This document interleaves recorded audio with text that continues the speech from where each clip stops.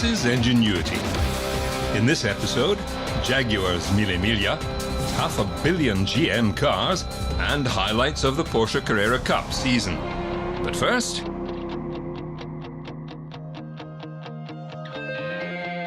So today we are here in the racetrack to drive the CX75, the villain James Bond car. Williams advanced engineer built this amazing car. The CX75 is like a beast.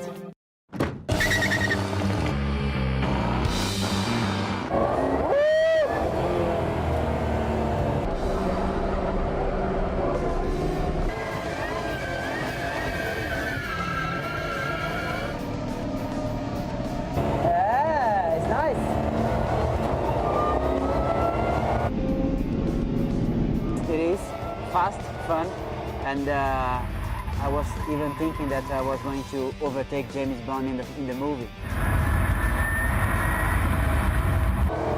I'm gonna get you, James Bond!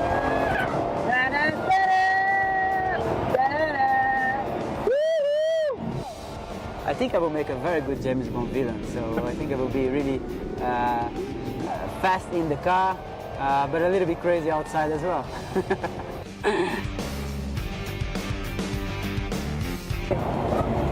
I'm coming! Oh my God, it's an amazing car! Stunning! Fantastic car! Never considered to be an Eastern driver. Why not? Maybe. I still have a long career in front in Formula 1, but maybe in the future, you never know.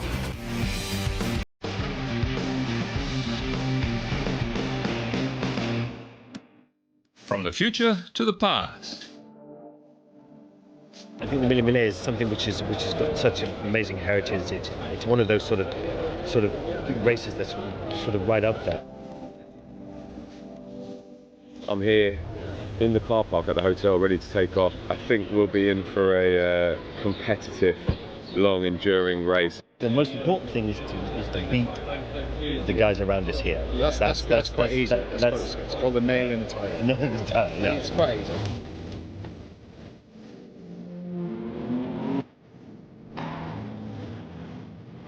We've arrived in Rimini safely. It's been a really, really great day.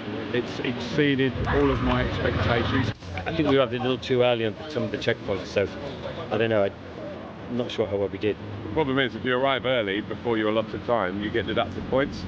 So you either arrive early and lose your points, or hang around eating food. It's been really fun, actually, and it got better as the day went on. And somebody said to me that it gets better tomorrow, and by tomorrow night and the night after, you're going, I'm going to do it next year. It's day 2, and we're about to set off, hopefully in about 20 minutes. Most of the other Jags have gone. I'd rather start, and then you do the middle 4 hours. I didn't think there was anyone more competitive than me, but I have actually met that, finally in my life I've met that person, and it's very good, so yeah. We're off to Rome now. 4 stints, 4 hours, 3 hours, 2 hours. Finish up in the Stadio Olimpico. Last year I got lost doing this and ended up driving for about 18 hours. I got in at 3 AM. We're hoping to get in around 10 PM tonight.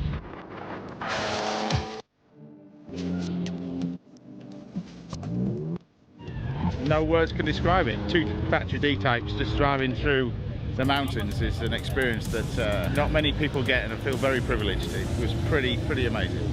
It's even more magic than last year, because I'm with my dad this year. It's a good bonding experience, even though we've argued and shouted and sworn at each other non-stop.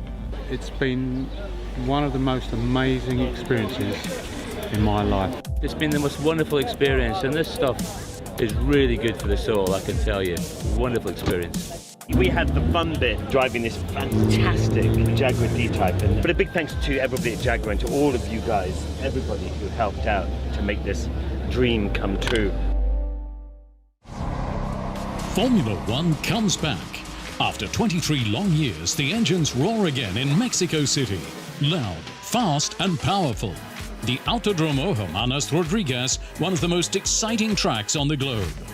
Since 1992, the layout has changed. New corners, wider runoff areas, grandstands for 120,000 spectators. Just one emotional highlight, the chicane in the heart of a former baseball stadium. To set up a modern Formula One weekend, the great is in the detail. From Austin, Texas to Mexico City for back-to-back races, a huge logistical challenge. Straight after the US Grand Prix, there's no time to rest. Packing, loading, and moving on. Every race that's within a week's time is a big challenge for all the people involved. Number one, all the mechanics, they have to get everything ready on Sunday evening after the race. And then DHL, as a logistics partner, they have to get everything collected, get everything, and then ship it to the next destination, because come Tuesday, the stuff has to arrive at the new venue. Play as a team. Right after the Austin Grand Prix, on the very same night, parts of the freight go to Austin Airport. Everything is precisely packed, planned in minute detail, with 30 years of experience. In a new race, you have to work a lot in advance, even a year before. It's crucial. We have already expected everything in customs. Lucky for us, it's not a brand new experience in terms of a Mexico race. We talked about a long time ago, but I think the same necessity is not in a big change in terms of customs. We already prepare with Formula One management and the local organizer what is the procedure. In terms of times, is definitely a big challenge in time. Up to 2,100 tons of freight are delivered to the overseas races in the most efficient mode. On average, 1,500 tons are sent by ocean. Every team has several ocean kits that are split to leapfrog. For example, one goes to the US, one to Mexico, one to Brazil.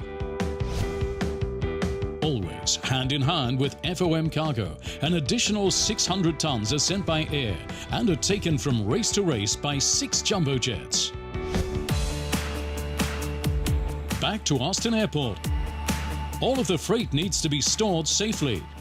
The team equipment is stored first. Fuel and lubricants travel in separate containers to comply with dangerous goods regulations. Certain boxes need to be fireproof, and they need to pass a fall test from a height of 6 meters. The team staff is followed by TV equipment, then the catering and paddock club freight.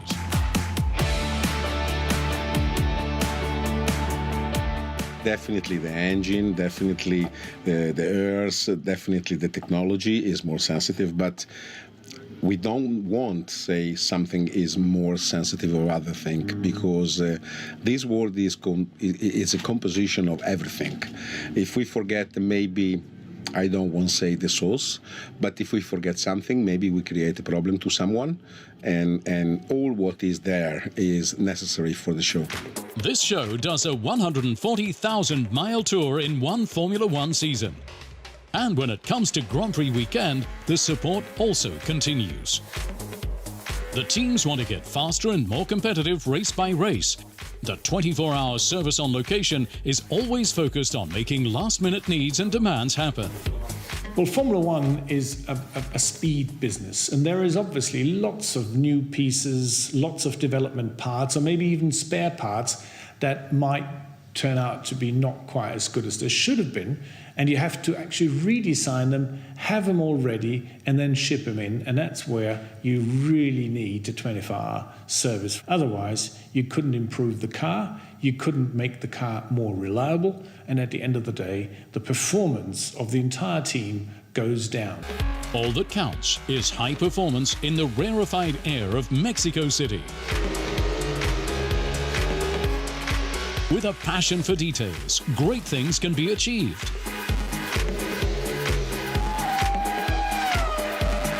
Everything is set up for the next Formula One Grand Prix.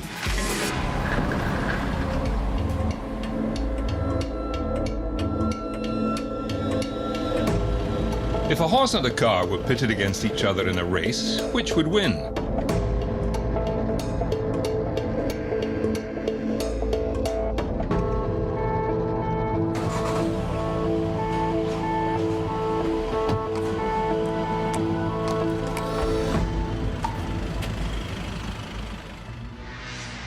This is the challenge. Car and horse get ready to compete head-on. German-bred Cordat Zs versus a Leon Experience. There are 10 obstacles placed around the ring, 5 for each of them.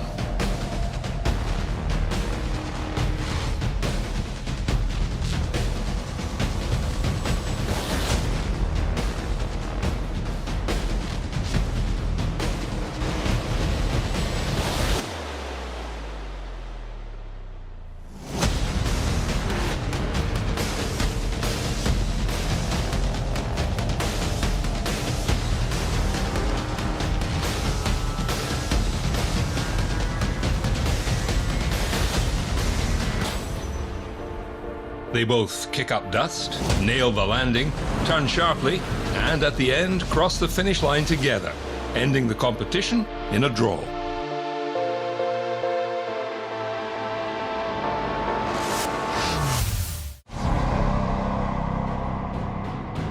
From its modest beginnings in 1908 in Flint, Michigan, the General Motors Company has grown to become one of the largest car manufacturers in the world, with vehicle production in 37 countries and 13 brands of motor vehicle, including Chevrolet, Buick, Cadillac, Holden, Opel and Vauxhall.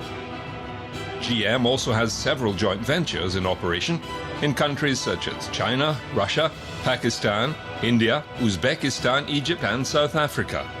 The automaker does business in more than 120 countries and employs 212,000 people. From 1931 to 2007, GM led the world in global vehicle sales and has recently reached a milestone, producing its 500 millionth vehicle. When we think about 500 million vehicles and the economic impact on individuals and communities, that's unbelievable. It's a giant number. And one of the unfortunate things in our society today is that we do not have the awareness of the importance of manufacturing and the tremendous contributions that come from manufacturing that benefit us in so many different ways. And of course, a company that has produced 500 million vehicles around the world, the economic development dimensions of that are astounding. One of GM's greatest achievements has really been just a focus on constant improvement. There's a lot of ingenuity at GM. The auto sector really dwarfs most other sectors in terms of our research and development spending. General Motors, for example, spends more than tech giants like Apple and others that you would think of as really R&D focused companies because they want to produce high-quality products that's safer, more environmentally efficient, and provides a better driving experience for American families that get behind the wheel. I think historically, when we look over this period that has led to the celebration of making 500 million vehicles, there have been a lot of very good decisions along that pathway that have really led to this preeminent position in terms of total vehicle sales. This was not an accident. This was built on a solid foundation of technology, business, and understanding of the marketplace. It has a tremendous impact on the manufacturing sector, and it's really hard to envision a vibrant manufacturing sector that doesn't have the automotive industry. And there is a reason that countries around the world all want to have a vital and vibrant automobile manufacturing sector. And it's because they're high quality, high paying jobs that have a multiplying effect on the economy that's unmatched by very few industries. It's hard to imagine how the United States could have emerged as a global superpower and a real force for good in the world without companies like GM that really helped create and sustain a tremendous industrial infrastructure that's the envy of the world. General Motors expanded quickly, buying up other small manufacturers like Oldsmobile, Cadillac, and what would become Pontiac. Major shareholders tussled for control, resulting with Chevrolet being brought into the fold. GM's global presence dates to the early 20th century, when Sun Yat-sen, the first president of China, and Puyi, the last emperor, took their first automobile ride in a 1912 Buick. By 1931, GM owned manufacturers in the United Kingdom, Australia and Germany. Adding overseas manufacturers Vauxhall and Opel diversified the selection and added to the international reach of GM. Their motto became a car for every purse and purpose. GM's vehicles went beyond transportation, becoming statements and aspirations in their own right. At one point, GM had become the largest corporation registered in the United States in terms of its revenues as a percent of gross domestic product. During the 1950s, GM was one of the largest employers in the world. Only Soviet state industries employed more people.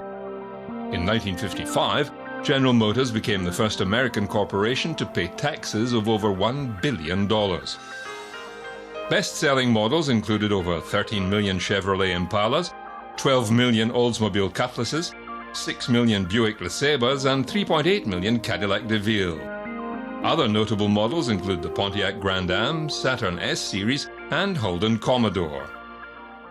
GM was reborn in 2009 after the global financial crisis that saw the company restructure, sell off subsidiaries, close down the manufacturing of certain vehicle brands, and finally go cap in hand to the US and Canadian governments to bail them out of certain financial collapse.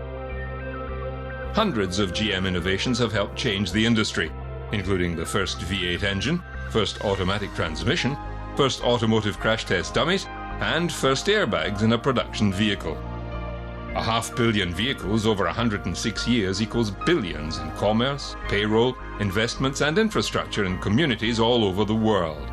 For customers, these vehicles played roles in weddings, family vacations, graduations, new businesses, and countless milestones along life's journey.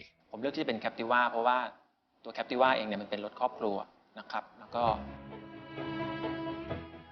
คือมันสับสนมันงงมากแล้วก็แบบก็ตกลง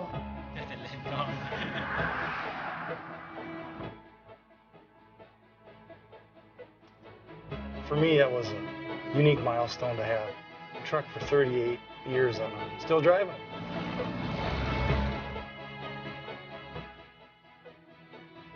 I didn't know how to drive. It was from then on my car. It gave me a freedom I never had before. Eu sou Lucimara, foi nesse farol onde eu nasci, onde minha mãe deu à luz dentro de Chevrolet. 我有一辆名叫子弹头的雪佛兰克鲁兹，和克鲁兹陪伴着我走过了人生一个又一个里程碑。I'm still in first gear, but it's okay. ทำให้ครอบครัวผมสมบูรณ์แบบมากขึ้นครับ It's been very durable. It's unbelievable. 我热爱我的克鲁兹。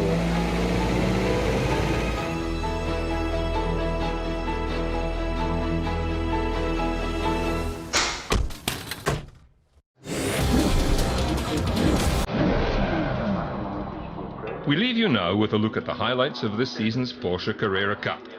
Bye for now.